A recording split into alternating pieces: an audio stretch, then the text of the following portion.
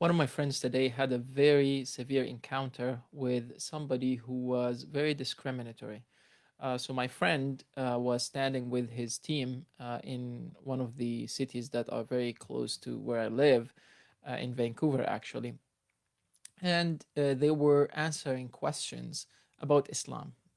So it's something that is very regular that they do. And the aim of it is to get the public to ask questions that they might not have access to the answers for. And they have been doing this project for a long time and they have been very successful. Just recently, in one of their tables, like when they were standing behind one of the tables, giving answers, this lady comes in and she clearly does not like Islam and does not like Muslims. However, the encounter was not just limited to asking the questions in a demeaning way.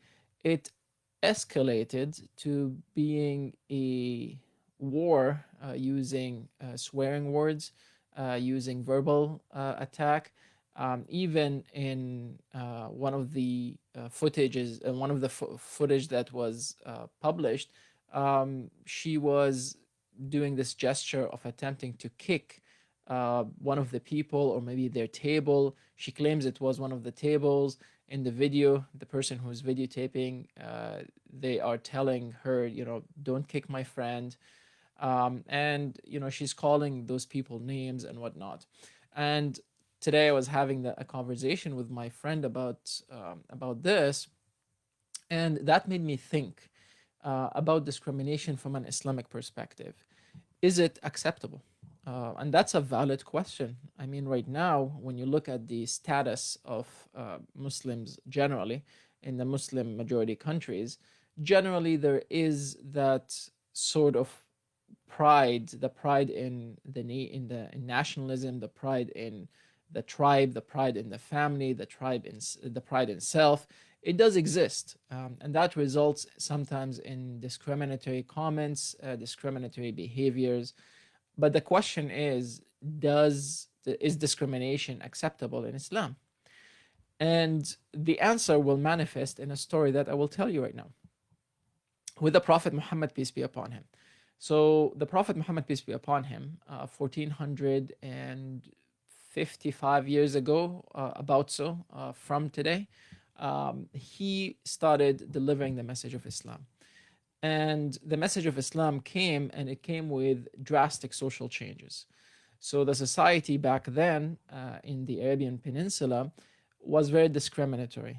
There was the caste system, there was slavery, there was oppression. Women were not considered people. As a matter of fact, they were being inherited as property. And Islam came and said, okay, guys, look, all this stuff gotta go away. And initially, obviously, the Meccan people, they're like, no, it's not gonna go away. And then as Islam started to gain traction, what happened is that the people of Quraysh, the people of Mecca, the elites of Mecca that really want to maintain that system that they're living by, because obviously they are in power and that gives them advantage, materialistic advantage, as well as social advantage. They said, okay, well, we gotta do something to stop the spread of Islam in the Arabian Peninsula. So they said, okay, let's try to negotiate with the Prophet Muhammad, peace be upon him. So they went to him with many offers. But one of those offers was a direct request that basically they told him that we'll accept everything that you're coming with. We'll accept Islam. We will, embrace it. But there's just one thing that we cannot accept, and that is we do not want to sit with the slaves, with the people that we're enslaving, on the same table. We don't want them to sit in the same councils that we are living in. And by induction, they don't want to pray in the same mosque. They don't want to help in the same organizations, etc., etc. Now, to the Prophet Muhammad, peace be upon him, if we look at this from a purely materialistic perspective, it's a good gain. Imagine right now Islam is um, ruling Mecca, which is the heart of the Arabian Peninsula. And imagine that he is able to set the laws for everything else except this one little thing. This one little thing, they say, they would say, okay, just, we want to be different from the slaves. Now imagine this came to the Prophet Muhammad, peace be upon him. He could have said, okay, fine, we'll do it, and then we'll slowly change your mind. Or he might say, okay, we'll let that go. But he didn't. He said no. Although he was very open to ideas and he is known to take the easier path, but there are some constants. These are things that are not changeable. The scholars call them thawabit, which means constants or unchangeable in Islam, that would not be compromised upon regardless of what the gains are. And one of them is discrimination. It is not acceptable in Islam to discriminate based on, color, religion, wealth, lineage, any of those stuff.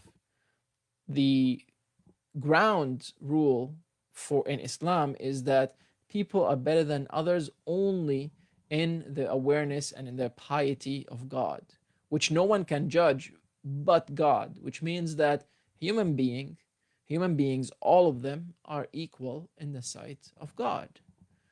And the Prophet Muhammad, peace be upon him, missed out on this opportunity, and he said, no, I'm not willing to compromise on this issue, and it is not acceptable in Islam to be discriminatory. So this is very important to know, because right now there are many people that are not only discriminating against Muslims, but they are propagating the idea that Islam is discriminatory within itself, which is not true. I hope this is helpful. Please go to www.understandislam.ca and subscribe for more videos and more interesting materials. And I will see you in the next episode.